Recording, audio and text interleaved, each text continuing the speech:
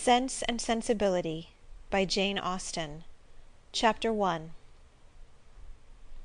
The family of Dashwood had long been settled in Sussex. Their estate was large, and their residence was at Norland Park, in the centre of their property, where for many generations they had lived in so respectable a manner as to engage the general good opinion of their surrounding acquaintance. The late owner of this estate was a single man, who lived to a very advanced age, and who for many years of his life had a constant companion and housekeeper in his sister. But her death, which happened 10 years before his own, produced a great alteration in his home; for to supply her loss, he invited and received into his house the family of his nephew, Mr. Henry Dashwood, the legal inheritor of the Norland estate, and the person to whom he intended to bequeath it. In the society of his nephew and niece and their children the old gentleman's days were comfortably spent. His attachment to them all increased. The constant attention of Mr. and Mrs. Henry Dashwood to his wishes, which proceeded not merely from interest, but from goodness of heart, gave him every degree of solid comfort which his age could receive, and the cheerfulness of the children added a relish to his existence. By a former marriage Mr. Henry Dashwood had one son; by his present lady 3 daughters. The son, a steady, respectable young man, was amply provided for by the fortune of his mother, which had been large, and half of which devolved on him on his coming of age. By his own marriage, likewise, which happened soon afterwards, he added to his wealth. To him, therefore, the succession to the Norland estate was not so really important as to his sisters; for their fortune, independent of what might arise to them from their father's inheriting that property, could be but small. Their mother had nothing, and their father only £7,000 in his own disposal, for the remaining moiety of his first wife's fortune was also secured to her child, and he had only a life interest in it. The old gentleman died. His will was read, and, like almost every other will, gave as much disappointment as pleasure. He was neither so unjust nor so ungrateful as to leave his estate from his nephew, but he left it to him on such terms as destroyed half the value of the bequest. Mr. Dashwood had wished for it more for the sake of his wife and daughters than for himself or his son; but to his son, and his son's son, a child of 4 years old, it was secured, in such a way, as to leave to himself no power of providing for those who were most dear to him, and who most needed a provision by any charge on the estate, or by any sale of its valuable woods.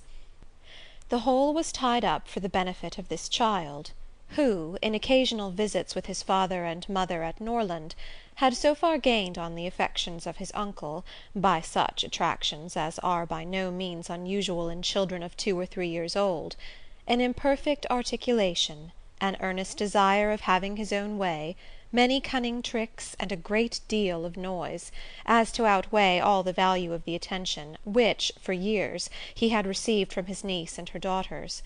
He meant not to be unkind, however, and, as a mark of his affection for the 3 girls, he left them £1,000 apiece.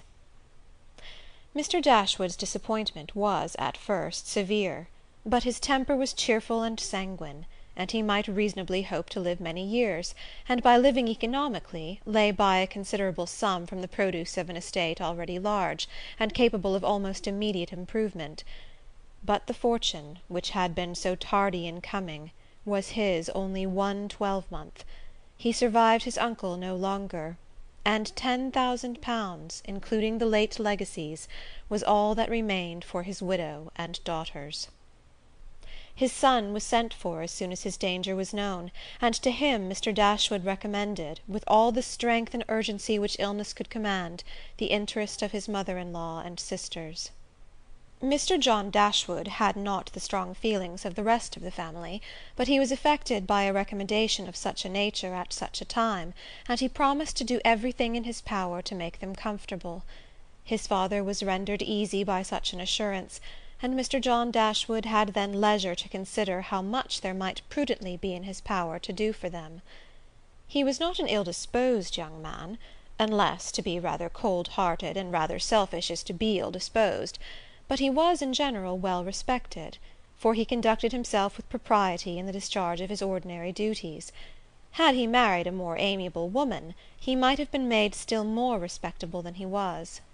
He might even have been made amiable himself, for he was very young when he married, and very fond of his wife.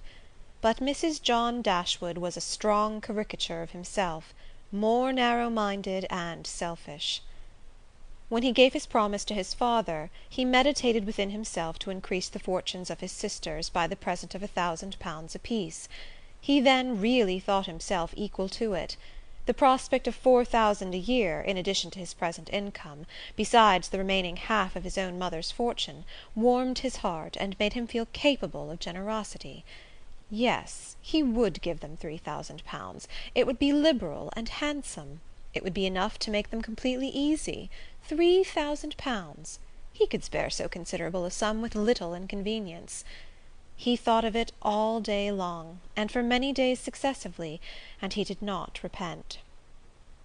No sooner was his father's funeral over, than Mrs. John Dashwood, without sending any notice of her intention to her mother-in-law, arrived with her child and their attendants. No one could dispute her right to come. The house was her husband's from the moment of his father's decease, but the indelicacy of her conduct was so much the greater, and to a woman in Mrs. Dashwood's situation, with only common feelings, must have been highly unpleasing. But in her mind there was a sense of honour so keen, a generosity so romantic, that any offence of the kind, by whomsoever given or received, was to her a source of immovable disgust. Mrs. John Dashwood had never been a favourite with any of her husband's family, but she had had no opportunity till the present of showing them with how little attention to the comfort of other people she could act when occasion required it. So acutely did Mrs. Dashwood feel this ungracious behaviour, and so earnestly did she despise her daughter-in-law for it, that on the arrival of the latter she would have quitted the house forever, had not the entreaty of her eldest girl induced her first to reflect on the propriety of going, and her own tender love for all her 3 children determined her afterwards to stay, and for their sakes avoid a breach with their brother. Elinor, this eldest daughter, whose advice was so effectual, possessed a strength of understanding and coolness of judgment which qualified her, though only 19, to be the counsellor of her mother, and enabled her frequently to counteract, to the advantage of them all, that eagerness of mind in Mrs. Dashwood which must generally have led to imprudence. She had an excellent heart. Her disposition was affectionate, and her feelings were strong, but she knew how to govern them. It was a knowledge which her mother had yet to learn, and which one of her sisters had resolved never to be taught. Marianne's abilities were, in many respects, quite equal to Elinor's. She was sensible and clever, but eager in everything. Her sorrows, her joys, could have no moderation. She was generous, amiable, interesting. She was everything but prudent. The resemblance between her and her mother was strikingly great. Elinor saw with concern the excess of her sister's sensibility, but by Mrs. Dashwood it was valued and cherished. They encouraged each other now in the violence of their affliction. The agony of grief which overpowered them at first was voluntarily renewed, was sought for, was created again and again. They gave themselves up wholly to their sorrow, seeking increase of wretchedness in every reflection that could afford it, and resolved against ever admitting consolation in future. Elinor, too, was deeply afflicted, but still she could struggle, she could exert herself. She could consult with her brother, could receive her sister-in-law on her arrival, and treat her with proper attention, and could strive to rouse her mother to similar exertion, and encourage her to similar forbearance.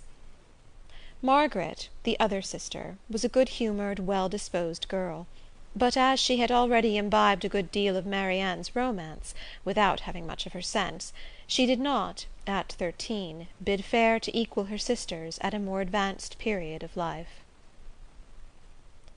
End of Chapter 1.